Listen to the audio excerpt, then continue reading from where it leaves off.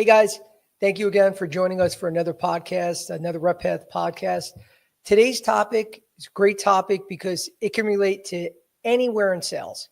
You don't have to be in medical sales to take something from this conversation. Obviously, that's our focus, but there's still many other areas, many other sales positions that could relate, because we're going to talk about physicians today. But again, customers are customers. So there's going to be a lot of takeaways. So, hopefully you guys have a lot of questions. As always, guys, please make sure you're submitting them.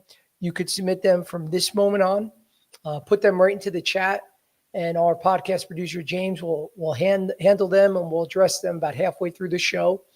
Also, if you want to get a recording of this podcast, please make sure you subscribe to my YouTube channel, Unfiltered Medical Sales Coaching, which you could see right there on the screen. Subscribe. You'll be able to get this podcast and any other recorded podcasts, along with much more content on there. We are live today on LinkedIn, Instagram, Facebook, and YouTube. And we're also on every podcast platform. So for any of you that haven't joined us, we're doing these every Monday and Wednesday at 3 p.m. Eastern. So if you can't join today or, anytime, please make sure you're joining us on those times so you can be a part of the conversation. Okay. So also, the Repath Academy is live, guys. Thank you, James. Thank you very much. Can't forget. Yeah, a lot to remember at the beginning of the call. So thank you, James. We are live. The Repath Academy grows every week, guys. So for any of you that are struggling and you want to break into medical sales, this is the answer. Reach out to me. We'll have a conversation to give you more explanations of exactly what the Repath Academy is, but you can go right on our website, repath.com. So you'll be able to not only get a better understanding of what the Academy teaches you, but we have some great testimonials, guys. A lot of people in your position, they didn't graduate from college yet. Some are teachers, some are nurses, some had no sales background. So don't think you're alone and that you can't break into this industry. We've helped thousands of individuals around the country get placed without sales experience, some that didn't even graduate from college. Doesn't matter about your background, guys. We're here to work with you until you break in. So please reach out, go on repath.com, and you could DM me to set up an intro call so we can teach you more about the Academy. So thank you again, James, for that reminder. And for today's topic, great topic, it's how to sell and build relationships with physicians without being too pushy. All right. So the difference in this industry, and that's why it can relate to other industries out there. This is not the type of sales call where it's a one and done.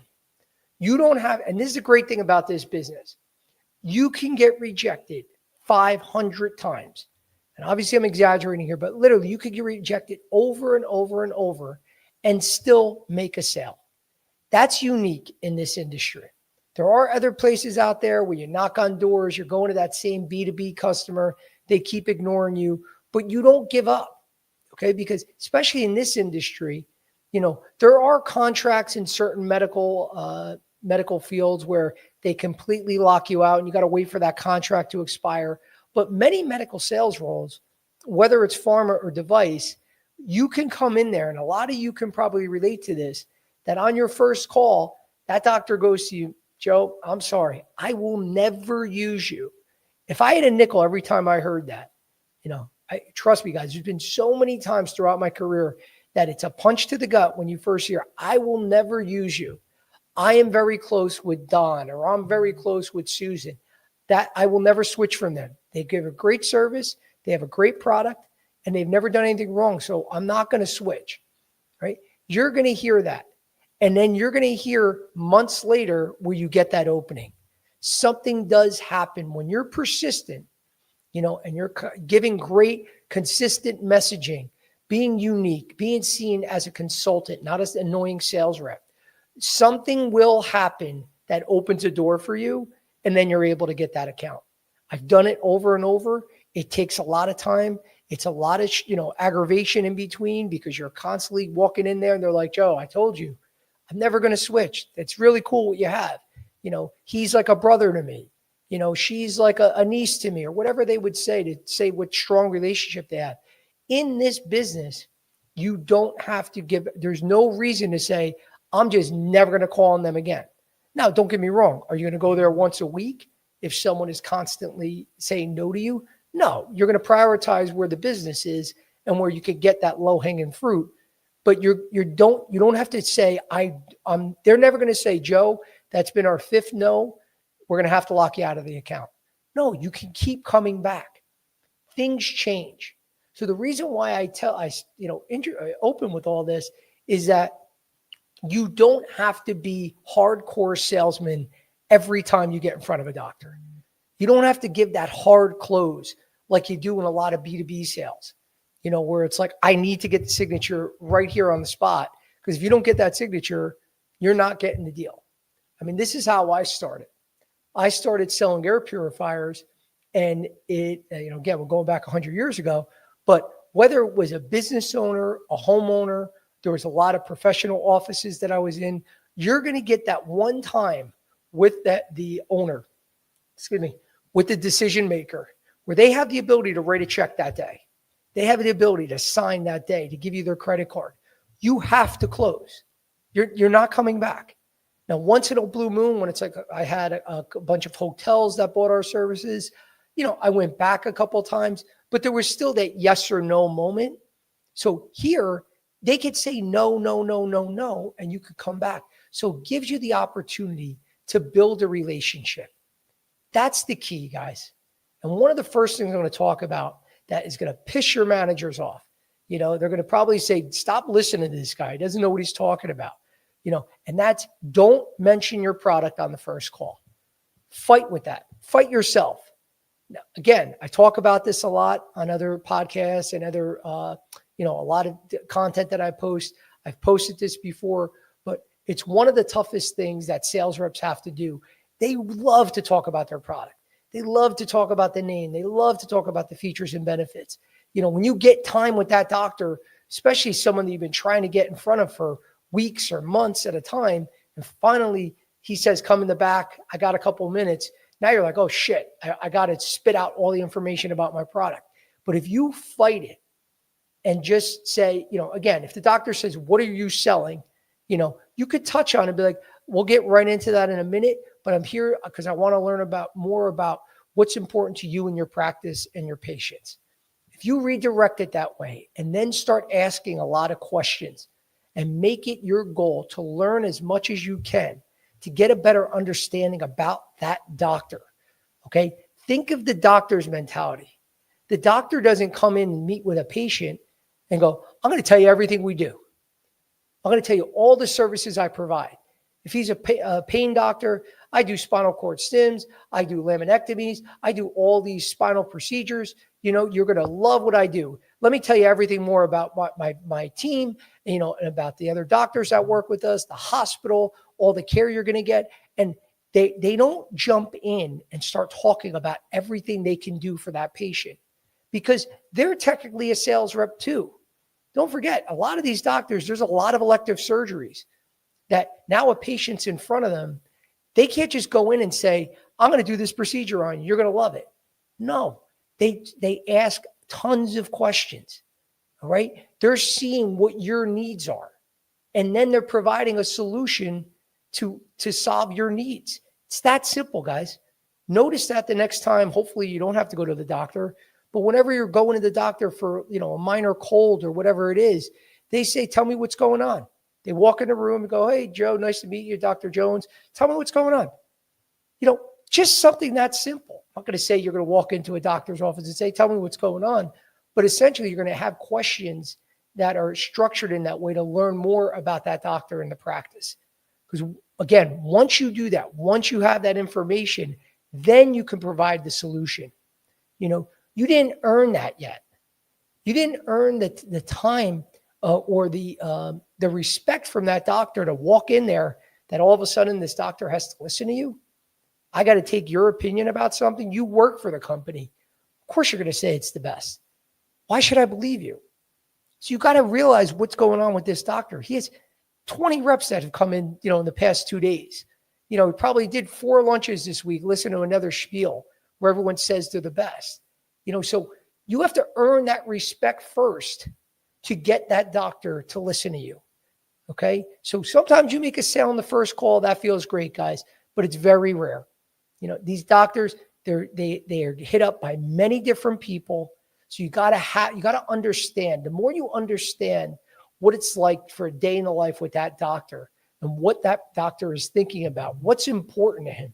He just had 20 patient visits back to back to back, where he was doing from one exam room to the next. He's got a million tests, a ton of tests that he has to order for different patients. He's got to follow up with patients that left messages on his voicemail. He's got a couple of internal office problems that need to be addressed.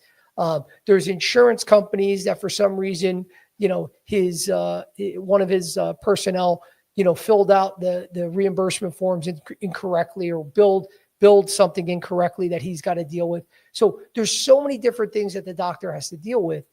You have to have an understanding of that and a real appreciation, because that's the only way that you're going to be able to sell effectively. Okay. So like we said, the first thing is understanding the physician's world. Okay. They're under a lot of pressure and time restraints, guys. So have a good understanding of that. It might feel good, and it's going to happen a lot where your manager is behind you. All right. Now, I'm not saying you're going to always sit back and be like, it was a bad day for the doctor, so we're going to leave. No, it's never a good day for the doctor. So you do have to get in front of them. You got to be aggressive, but you don't want to cross that border of being too pushy. Okay. Because again, you could get a doctor that I've seen reps do really aggressive shit out there because they're with their manager, or they just feel like, no, I'm going to sell today. And they're a little too aggressive. And you'll see a lot of doctors, they're not the most, in your face individuals, depending sometimes on different specialties. Some doctors are a little bit more, socially awkward than some are more than others. It depends. But a lot of times you can get a doctor cornered in a hallway and feel now's my time to be aggressive and sell them and try to close them on the spot because I need to hit my number and I got to get my numbers up. And I get that pressure, believe me, guys. But sometimes you can get him to yes you to death. And then meanwhile, he just wants you to get the hell out of the office because you're annoying. Right. And then you go, why? This guy, last time I was here, said, yeah, yes. Last time I was with Dr. Jones, she was so into me, saying that I love my product. I love this. I love that. And then they don't get back to you. Right. So it could be when you're too aggressive, you don't want to push that, guys. Just have a respect for what they have to deal with on a daily basis. Even when you're sitting there and you could see that he's got, Dr. Jones, I know you got 20 patients in the waiting room. I want to get out of your way. It's just having that little bit of empathy that, I get it. I know what you're going through. I'm going to be out of your way, and get whatever message, ask whatever question, and realize you could come back to fight another day. If you understand that, and especially it's not easy for everyone when they got companies breathing down their neck. I'll be the first one to say that. But the more that you have an upfront relationship with your manager, where you guys set expectations, have a clear understanding when you're going into offices, where you can do that. Trust me, in the long run, that's going to help you. But when I say this, guys, again, you still got to go in there and sell. You can't just be that nice guy that's like, hey, I know today's a bad day, so I'll come back again.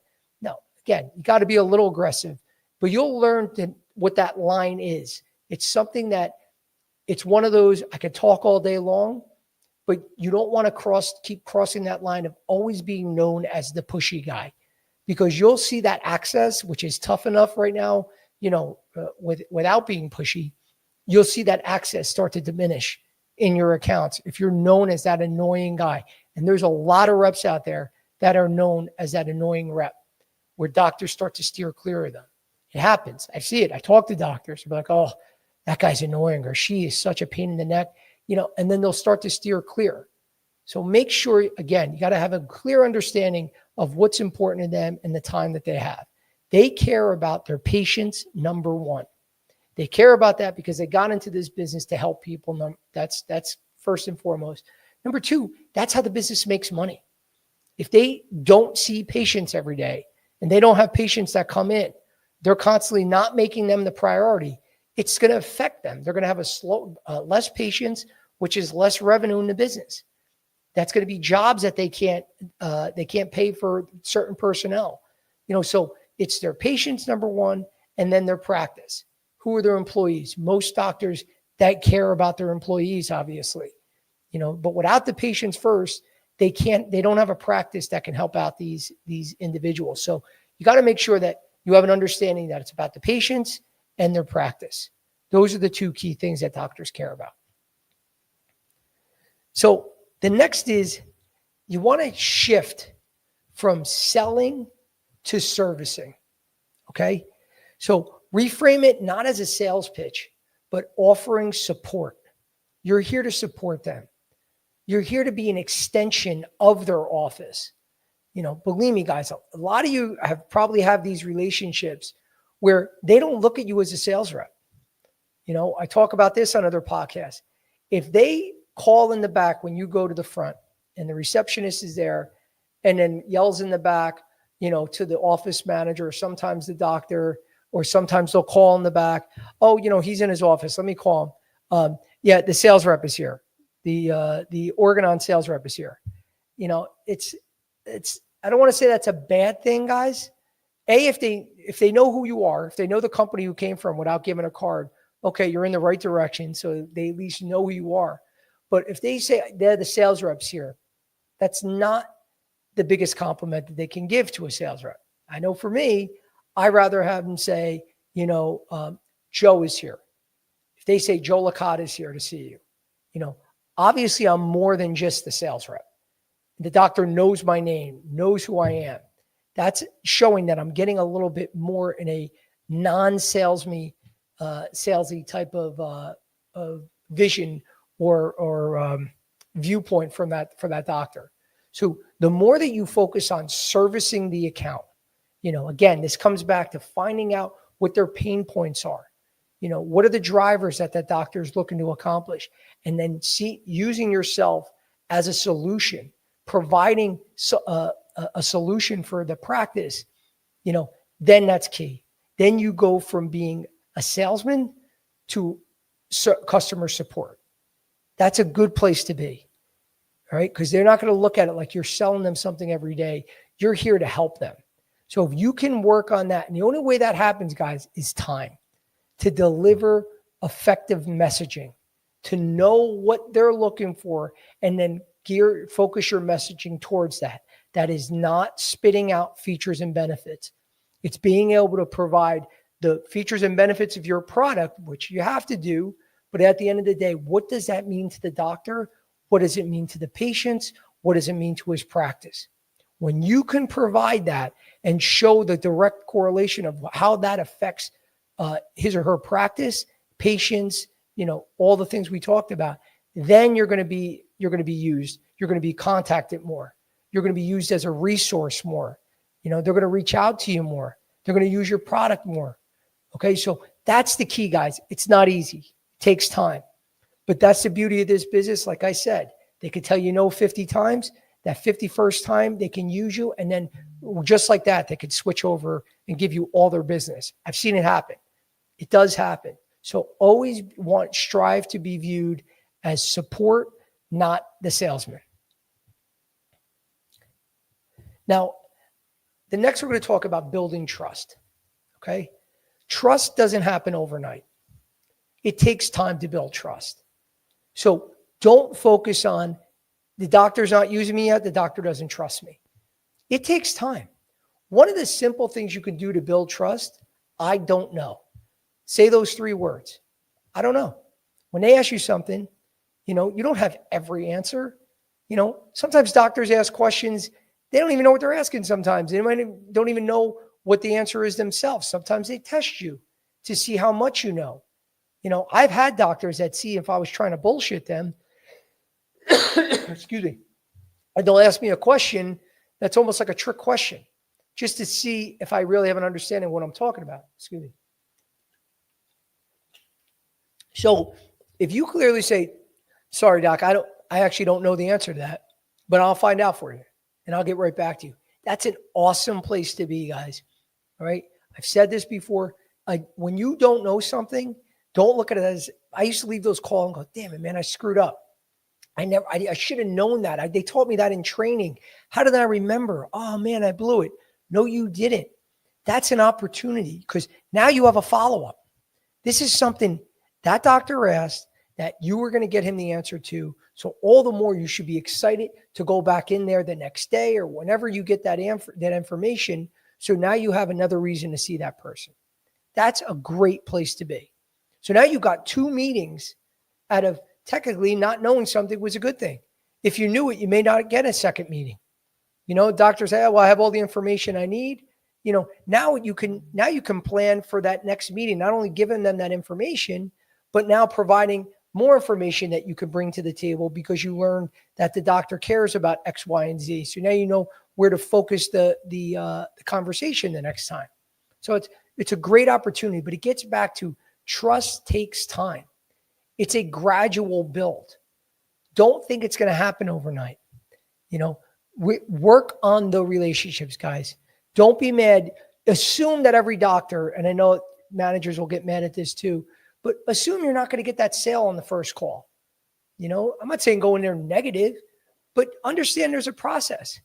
If there's one small piece of information that can move you in the right direction, even getting a small commitment where you say, doctor, I know you're busy. I just want to show you, in the recent, Anderson study, how our product showed benefits over X, Y, and Z, and get right to the graph you want to show them, and get right to the points you want to talk about. And that could be a win that day, that you're able to at least present the information on a clinical study.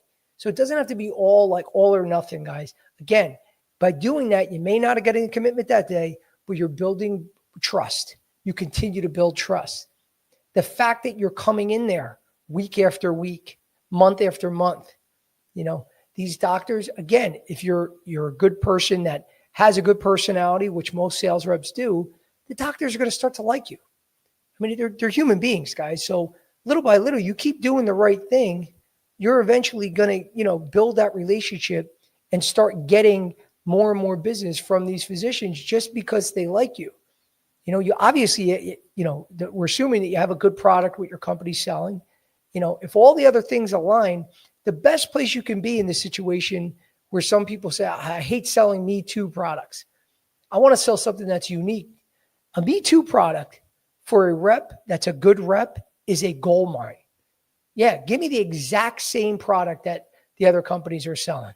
I have enough confidence in my own ability because I am going to be persistent. I'm going to keep working on that relationship, keep learning their key drivers and bringing value that I know eventually they're going to switch to me, because they're going to switch because of me. So it's not a bad place to be if you have a Me Too product, because that gradual relationship that you're building is going to help you get, to stand out from everyone else.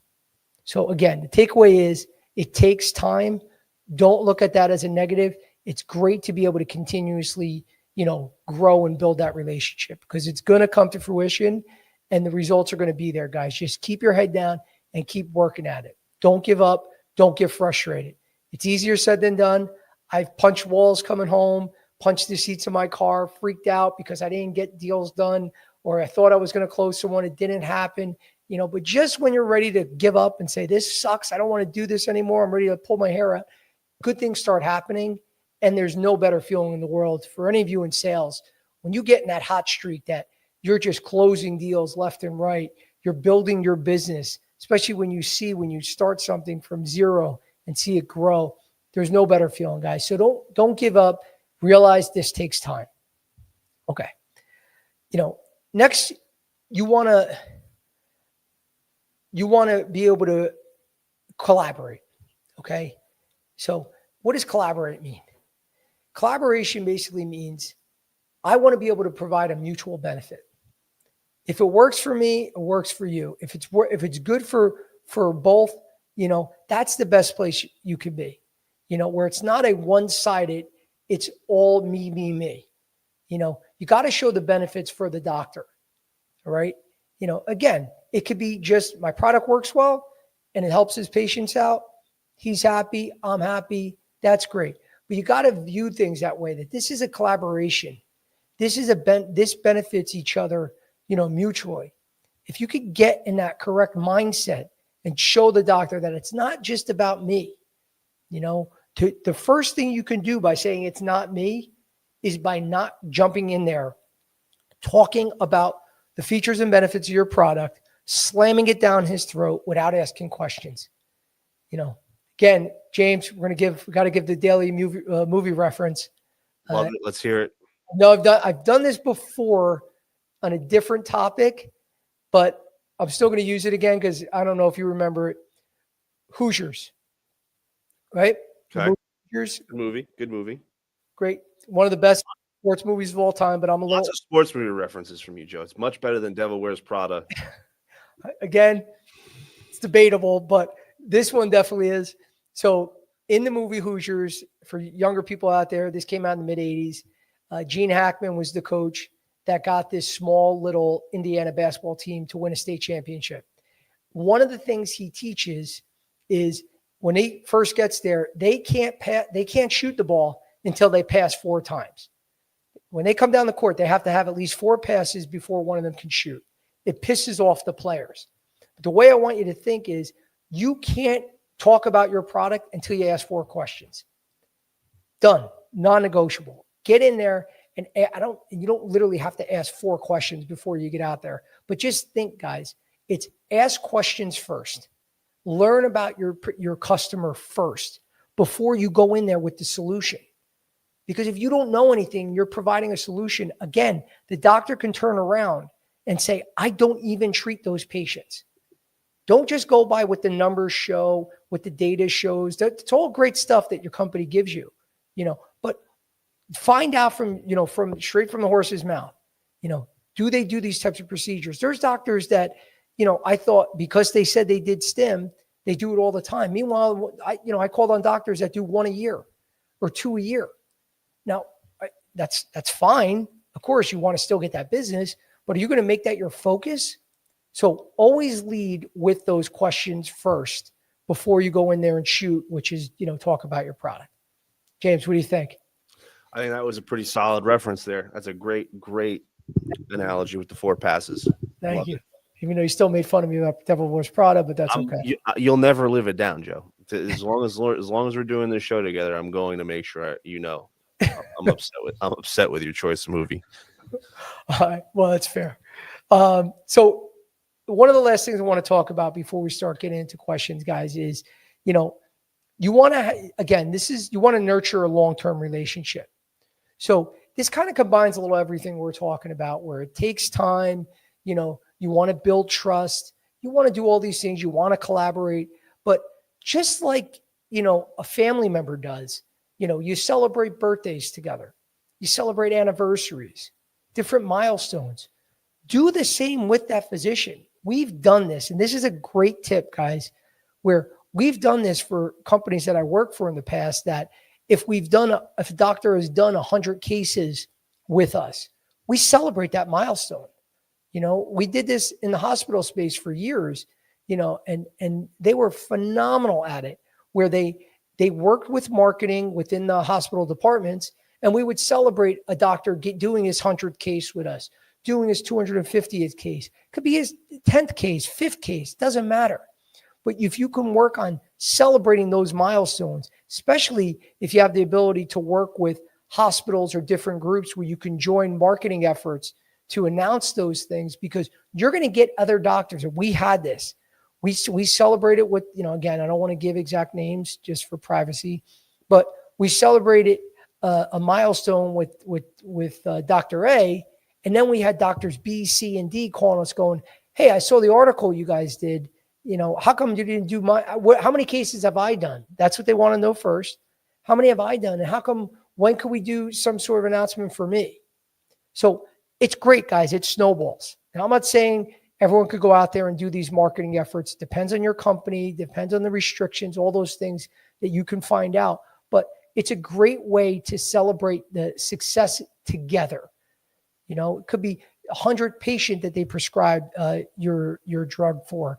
These are things that if a doctor's writing, they could do that quickly. They can do 5 cases with you in a month. Within a couple of months, you could celebrate that 10th, that 25th, whatever that is. But that's how you really build, relationships where it's, again, you're covering everything. It's a mutual benefit. You're helping the doctor, whatever their drivers are, you're working together. But again, you're celebrating together because this is the doctor, your company, your product, it's a mutual benefit. So you want to start doing that, guys, sooner than later, because it really does go a long way with fostering that relationship. So a couple of takeaways, guys. Number one, like we said, lead with empathy, right? Have a clear understanding of what's important to them, what they care about. That's going to help. You get in that mindset, it's going to help you sell better. It's going to help you consult, go from being a salesman to a consultant, to providing a service and supporting what is important to them. But you got to have that empathy first. It's got to be about your customer and not about you. That's an easy one in all of sales, guys. You really got to have that. You got to think what's important to my customer on every call, because you'll find out if these things if they're not aligning with your customer's needs, you're not going to do well. So you have to have that empathy, guys. It's important. Next is, you got to earn the right to ask for the business. And how do I do that? I got to add value. If I'm not adding any value and I'm coming in there saying, hey, doctor, I know you don't know me, but I'm really in a jam. I'm not even close to hitting my number this quarter. So I need doctors like you, Dr. Smith, and Dr. Jones to really start kicking ass, or I'm not going to hit my number. I'm not going to be able to go on, the trips I want to go on to, get all the fancy shit that I want to get in my house. Of course, no one's going to do that, guys. But when you don't ask questions, when you don't provide value and you go right in, that's what's basically, it's going on deaf ears, because you're basically telling the doctor that it's about me, not about you. So I have to add value first. I have to find out what's important to you, add value. Then I can earn the right to ask for the business. And again, managers are going to say, don't listen to this guy. What is he saying? To wait 6 months before you ask for the business? No, guys, but you got to keep thinking that on every call, I have to bring value. It's not, and I've seen reps do this. They go on call, provide some value, then they spend the next 5 calls coming into that doctor's office going, did you find anyone yet to prescribe my drug? Do you have any AFib cases coming up? Still anything on the books yet? No, nothing? Damn, I'll come back in next week. I've seen people do this. It's horrible, guys. Of course you want to ask, do you have a case coming up? But again, always try to provide some value, something that doctor cares about. You're going to see those little dropping, little seeds here and there. It's going to go a long way, in the long term. So make sure you're always bringing value. And lastly, you got to build credibility through that consistent, credible interaction, guys. It's got to be consistent. I'm not saying you got to be there the same exact time every week, but you can't do I just lost my motivation to deal with that office. They're not going to see me anyway, and then come back and then hit them 3 weeks in a row because your manager's on you and they really want you to get that account. And then you go silent again. Like, no, guys, you got to be consistent. Don't forget, you're not the only one going after these doctors. They have other options. If you quit that company or that company folds, I hate to be the bearer of bad news. The doctor's life still goes on. The practice still goes on. They don't have to have Joe around to go to survive every day.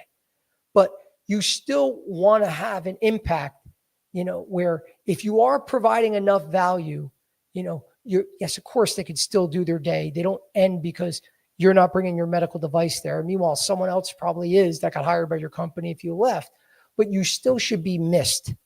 Okay. So if you continue to provide that constant, credible feedback, you're going to provide value and you're going to be an asset for that doctor.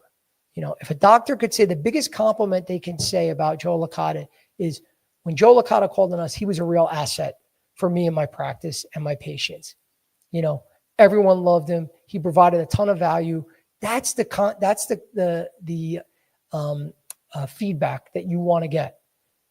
And when you're doing this in your territories, every once in a while, I don't know if you can do this with your company. It depends. You want to get approval, but I would create little questionnaires and ask them, for feedback. How am I doing? Most people don't want to do that.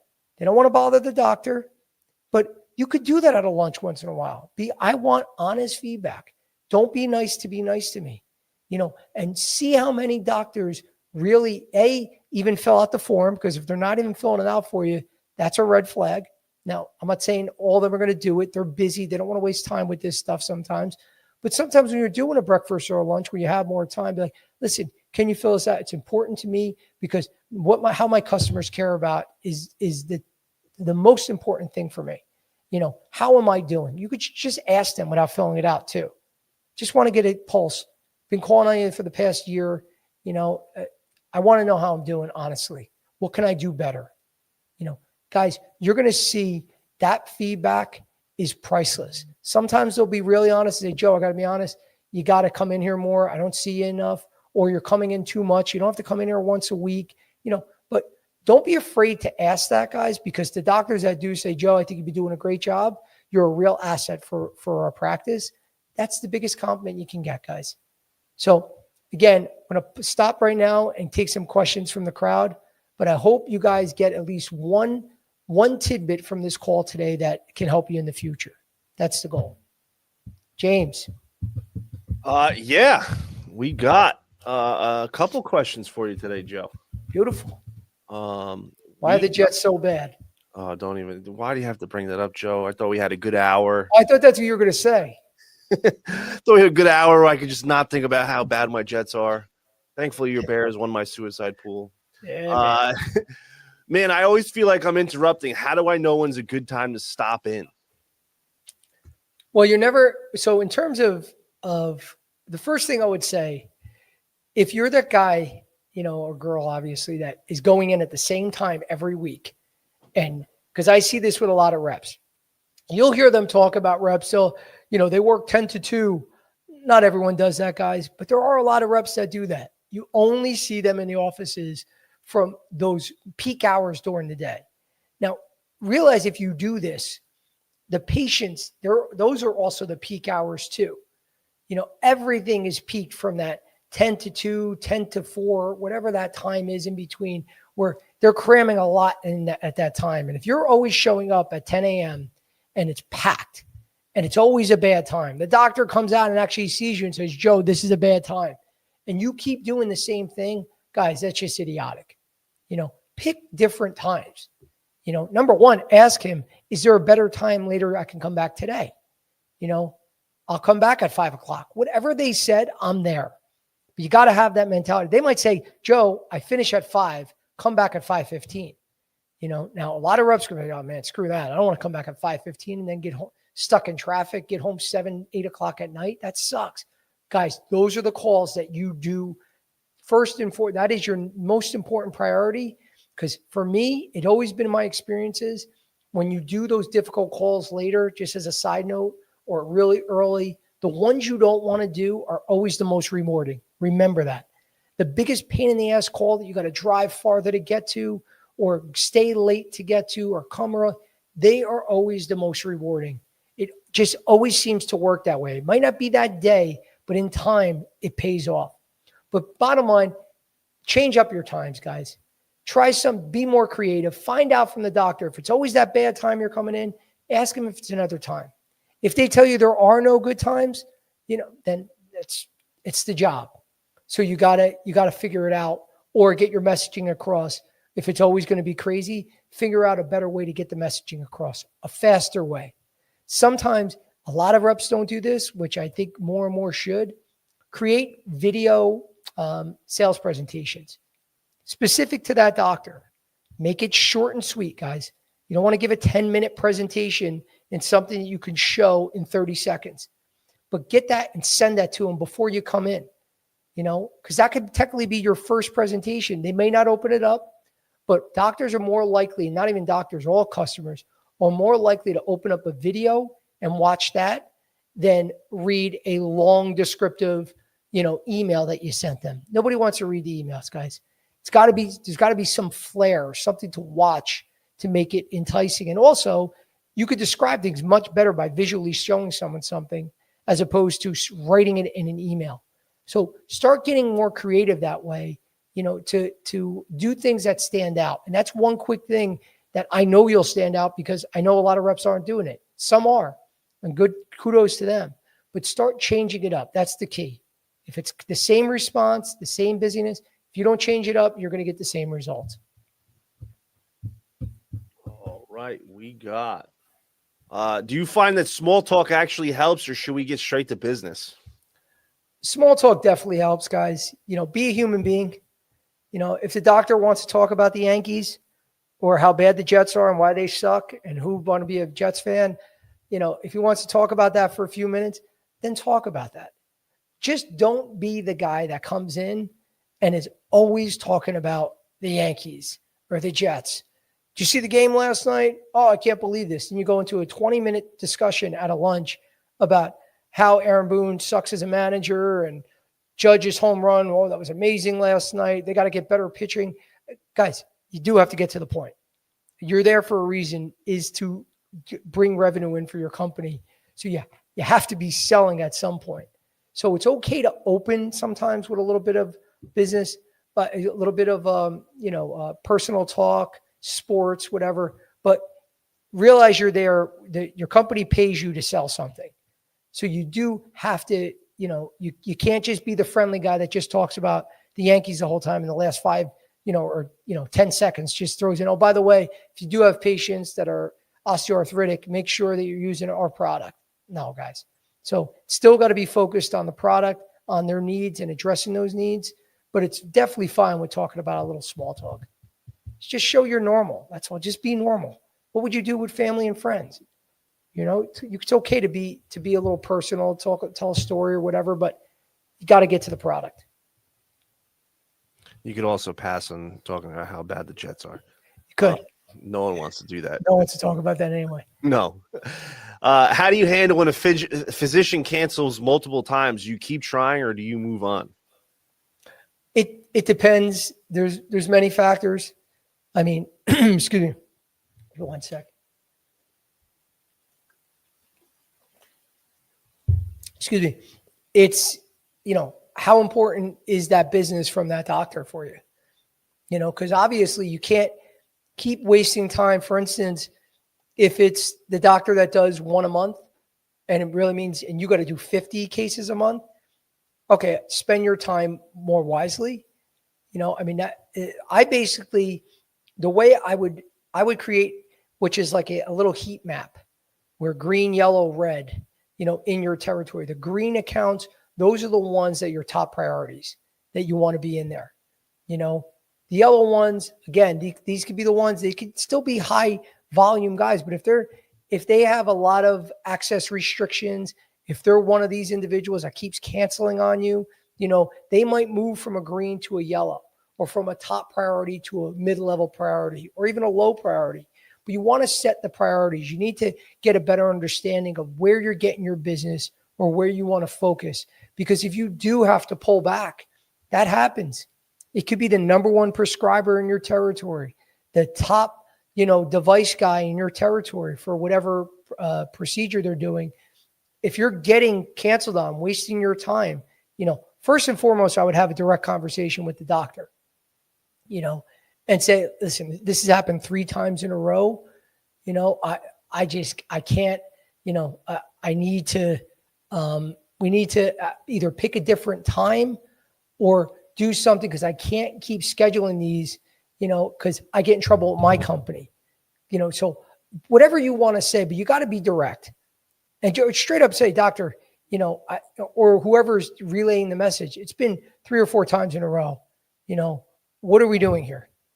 If you don't want to see me, you don't care about my product that much, please just at least tell me, but I keep doing this and you keep canceling, because you got to respect yourself enough, guys, where you don't want to just be, a toy for them to not care about, about your time. I mean, I actually, one time, to just give you an example, I used to take the Acela up to Boston. And we had one of our robots, our magnetic ablation robots, to do cardiac ablations with doctors. And I had a site visit where a fellow was meeting me there at one of my institutions to see a case. I had it booked out for 2 months with this doctor. I confirmed with him the week before and also the day before I took the Acela up there. Now, just to give you a little understanding, even though the money wasn't coming out of my pocket, it's still my company's money that I'm spending.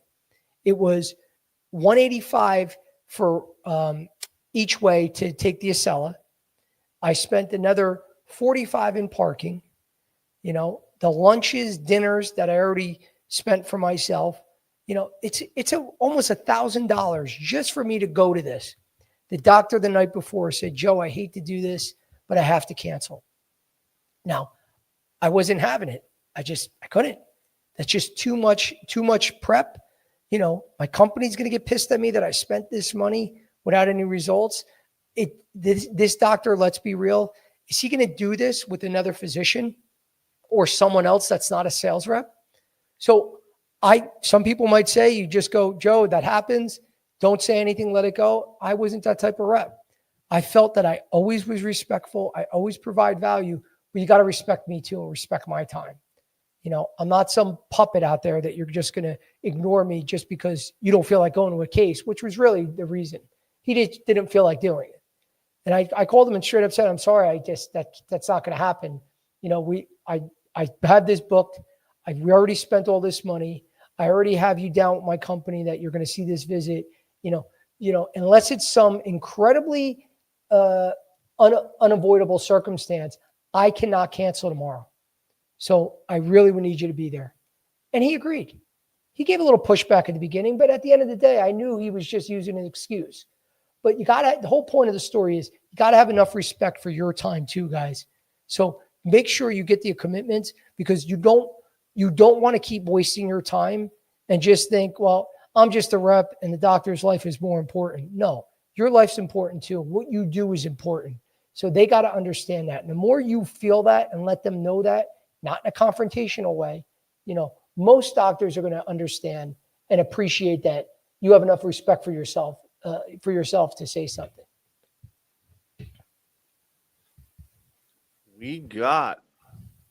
What's the best way to reintroduce yourself if a new doctor takes over a practice?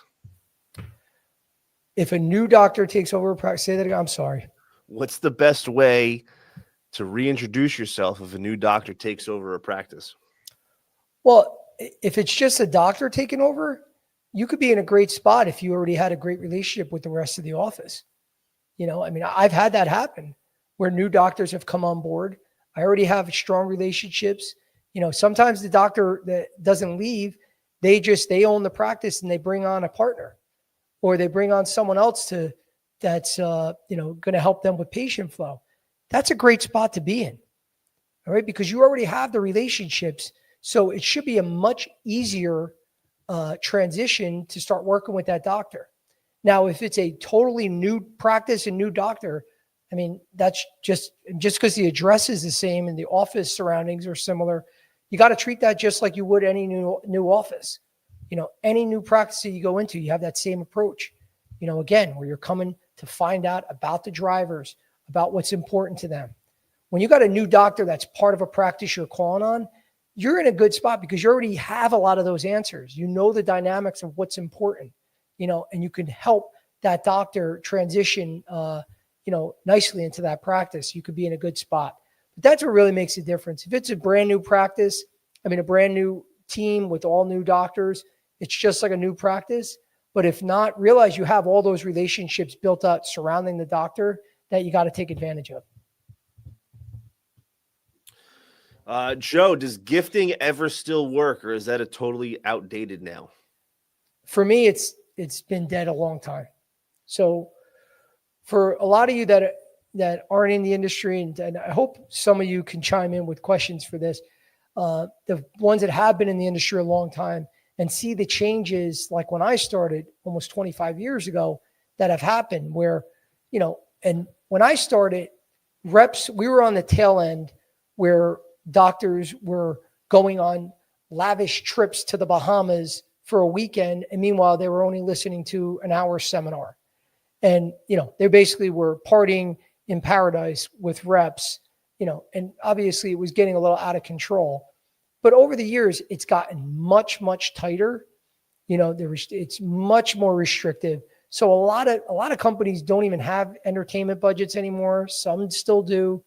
There's so many restrictions, especially with the Sunshine Act. The Sunshine Act is to shed light on spending with physicians in the industry. So a lot of doctors don't want to be on lists that shows that thousands have been spent on them this year. They don't want that. They don't want to have that exposure. Some don't care as much. But for me, I would like a totally equal playing field and not have any entertainment budgets. If you could. Of course, if you can spend what you want to spend and do things and it doesn't matter, that's great too. But for the way it's going anyway, where there's a lot of restrictions, I wouldn't like to see entertainment budgets go away totally, because there are certain offices that you just can't see unless you do a breakfast or lunch, and you kind of just have to do it. It stinks, but who cares? Whatever I have to do to get in front of the physician. But if they were totally gone and everyone's on an equal playing field, it wouldn't matter to me, because I know it's going to be just as hard. And a lot of these doctors that say they only see during a breakfast or lunch, they're going to probably have to come up with different policies, because they're not going to get the information that is needed from a lot of these reps to stay up to date. So for me, I wouldn't care if it went away tomorrow. I think it'd be better that it helps reps to be on an equal playing field, and the ones that are stronger, the better sales reps, the ones that are more creative, more persistent, they're going to find a way to stand out. Kind of a follow-up. What about bringing food or coffee? Does that work, or does it come off as desperate? It still works.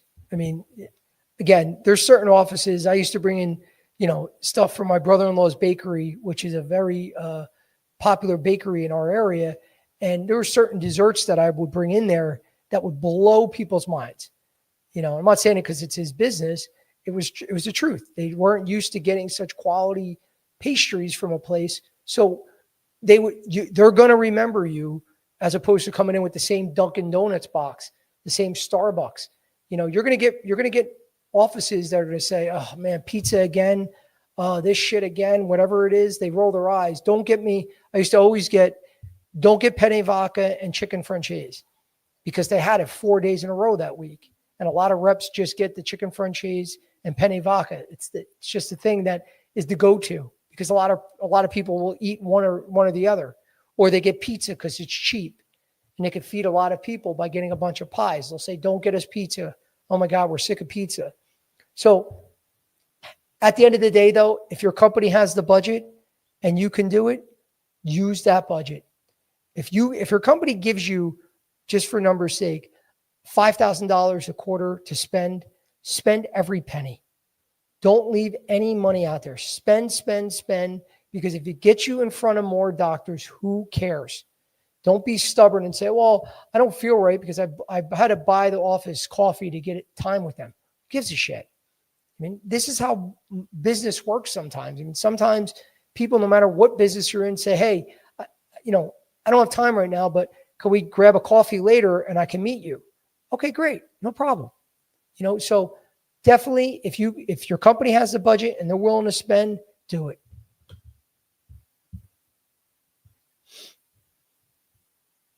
We got, what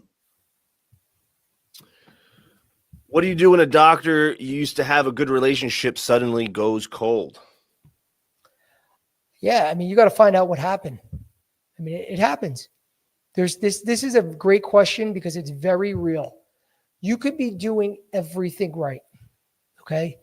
It could be going great. The cases that you support, that your product is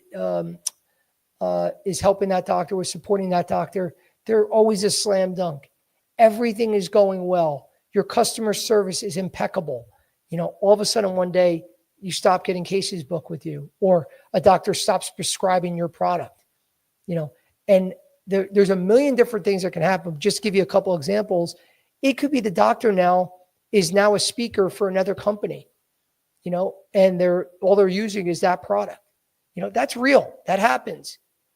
Some people aren't going to want to admit that, but that does happen. I mean, it's, it could be two equal products. It's not like the doctor is going to, majority of doctors aren't going to sacrifice efficacy of a product because a company is partnering with them or paying them a speaker fee or anything. Nobody's going to do that, guys. They got to be incredibly unethical. So 99.9% of doctors out there are good people, that they're there for their patients first. But sometimes you have two products that are equal. They like you a lot. They've been using you a lot. But now this company also now is having them speak all around the country. So how do you compete with that? Now all of a sudden you just lost, essentially you're not getting any business. You essentially lost the account. That can happen. There could be things that go on behind the scenes. I've had this before where one of my doctors had an encounter with one of the higher senior management people working at my company and was upset about something and just stopped using me. It had nothing to do with me. Whole point being, it could be your fault too. Joe, got to be honest. The staff finds you're too pushy, just like we were talking about. You don't know until you ask. That's the point. You have to get right on top of it. This is running a business 101, guys. You can't sit back, and because you're going to have the first and foremost, you're going to have your manager on your ass and they're going to say, what is up? If you can't answer the questions, that's a red flag. That's not a high performer. A high performer knows what's going on with their customers. If you say, for instance, this could happen too. Bob, I don't know what to tell you. His daughter, Susan, now works for my competitor. And that's all he's doing is using his daughter. Okay. Now the company doesn't want to hear that. That sucks. You still got to figure it out because they don't go, well, we'll give you a pass because it's his daughter to lose that business. No, you got to get in there and figure out how to get the business back. But at least I know what's going on. I have a real answer. It's not, the economy. You'll hear this a lot. Reps make excuses. We're in a recession, so people aren't doing as many elective cases. Or it's the summer. Doctors don't do as many cases. It's Christmas time. They're not as busy this time of year. Now, some of that is true, guys, but you don't want to give those are excuses. At the end of the day, you have to know about your customers. So get in there and find out what the heck is going on. Because until you know what's really going on, because if the doctor won't tell you, find out from one of the staff members. If you have a good enough relationship with someone in that office, you're going to be able to find out. And you need to know that first before you take the next corrective steps. All right. We got a question from LinkedIn from Akram Ali. Hey, Joseph, not a medical sales professional. What really happens in the medical world when you provide the value that some other, we say rep provided the same value, and you really found later two different reps from two different companies sold the same value? What would be the ideal next step? You're essentially, he's essentially asking if I'm bringing the same value as someone else, how would you take that next step? Yeah. With two different companies are bringing the same value, two different reps. Yeah. I mean, the whole point is, as a sales rep, is to differentiate yourself. You have to figure out a way. You can't go in there and say, I'm just like so-and-so, and now I also have the same product. I provide the same service. Everything we do is the same. You can have the same product. Your company can have similar services or provide the same turnaround time, response time, whatever. It could be the same. Something about you has to be different. There has to be a reason for them to get back to you, to use you. It could be your response time, where you're simply showing, like, I know all our products do the exact same thing. I know our companies are comparable with all the services, but one thing I'll guarantee you, every time you call, I'm going to get back to you within a couple minutes. Guaranteed. I'm just making something up. But there's got to be something that you provide over the competition, because then what is the point of using you? If you can't figure that out, then you got to get back to the drawing board and figure out what your value proposition really is, because you need to know that to separate yourself against the competition. Right. We have Joe, do you have any tricks for remembering all the little details about each doctor? Yeah, it's a simple trick. Take notes and enter it into your CRM. So if you have a lot of companies use Salesforce. Some reps are great with keeping notes. Some are terrible. And you want to be able to have great notes. You know, a lot of us, just to be real, a lot of us remember the conversations that we've had with doctors, you know, but there's so much more to that. Like I used to go in there and old school, you would have conversations with the receptionist, with the nurse, with the doctor. You do a lunch, you speak to sometimes 30 people. You know, sometimes the doctor will tell you, well, I have two kids. One, my son John is playing soccer, and my daughter, you know, sings in the choir. Susan sings in the choir. Now, I would always make notes, you know, about all the personal stuff too. Because believe me, guys, if you want to warm someone up, talk about their kids. Ask them how their kids are doing. You know, by the way, I know we were talking about your son playing soccer. Did they ever win that tournament? Whatever happened, they will, no matter who they are, they're always going to want to talk about their kids. You know, now they might be pissed off that day and not be in the mood to talk about it for other reasons, but majority of the time they're going to want to talk about that. So use your note taking, not only just talk about what you discussed the last time and where, you know, the next steps are, but have notes for all those, you know, those little office, the information around the, you know, a total office call, they would call it, where you want to just go in, you're not just talking to the doctor and leaving. You know, you have a conversation with the receptionist. You treat everyone equally.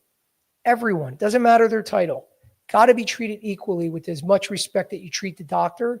And you're going to see those notes, the more you know about them, the more you know about your customer, the better you're going to be in that office. So take good notes. All right. I got two last questions for you real quick.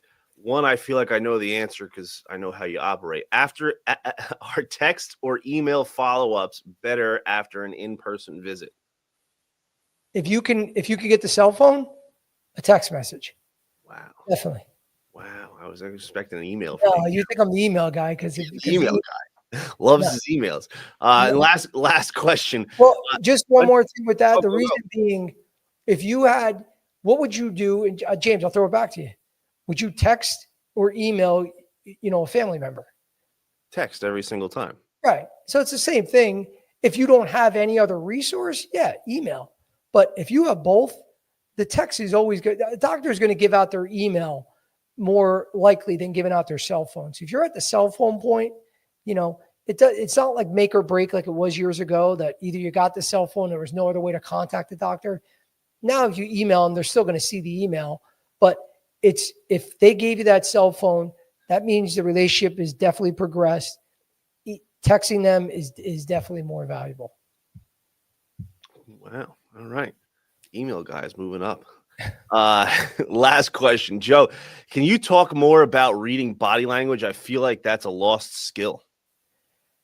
Yeah. I mean, guys, if you can't read body language to see someone is disinterested, looking down, you know, not paying attention, not giving a shit, you know, then you need a little bit more sales training, you know, but guys, it's common sense.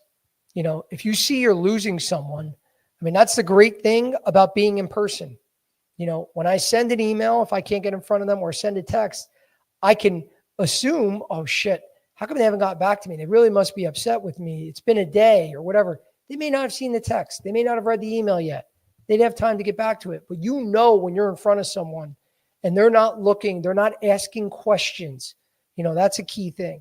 If they're not asking questions back, if they're not paying attention or even looking at you, because I've had doctors do this, you know, if they're not sharing information when you ask open-ended questions, you know, showing they're disinterested. I mean, if it's not a normal flow of a conversation that you would have with another individual outside of work, then guys, you gotta just pay attention to the little subtle cues. And sometimes they're obvious. So that's something that is a little bit more common sense, you know, but the more you get into these conversations, the key things that I would look for people that truly are like, I don't know if they care or not.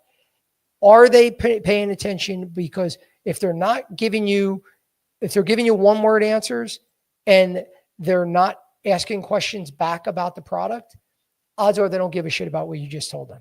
If they don't ask questions, if they leave there and say, yeah, I'll use your product, and they don't have one question, they're lying, guys. They didn't really care about the conversation.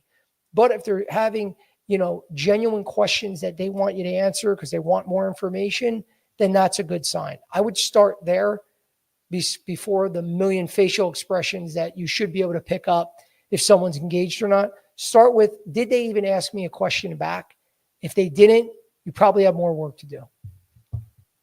That's all I got for you today, Joe. Awesome. Well, guys, James, thank you again for fielding all those. They were great questions. Thank you all for asking. As we discussed at the beginning of the call, guys, again, you want this recording, go on Unfiltered Medical Sales Coaching, and subscribe. It's free to subscribe. And for all you candidates, the ones that are struggling, you've been looking now, you can't get an interview. You're not getting the responses that you want, or you're getting an interview here and there, but you don't move on to the next round. You don't know who to network with. You feel like you're just stuck. You're not alone on an island out there, guys. Please DM me or go on our website, RepPath.com, and sign up for the RepPath Academy or sign up to get more information, because we can help you get there, guys. We do this every day. We get new candidates placed every day. You could see the testimonials. These are real people that were in your shoes, guys. You just want to make sure you guys realize you're not alone out there. That's our job, to help you guys get in and break into this industry. Because once you break in, it's sky's the limit. Once you're in and you have experience, it's that much easier to get jobs moving forward. So please reach out for the RepPath Academy. For any individuals out there that are lobby members, we are good, strong partners with the lobby. So anybody that's a lobby member, make sure when you contact me, you give the promo code Licata, Licata, and that'll help you get additional discounts. So thank you again, guys. Our next show is Wednesday at 3 p.m. Hopefully you all can join us. And thank you again for being a part of the RepPath podcast. Thank you, guys. Have a great day.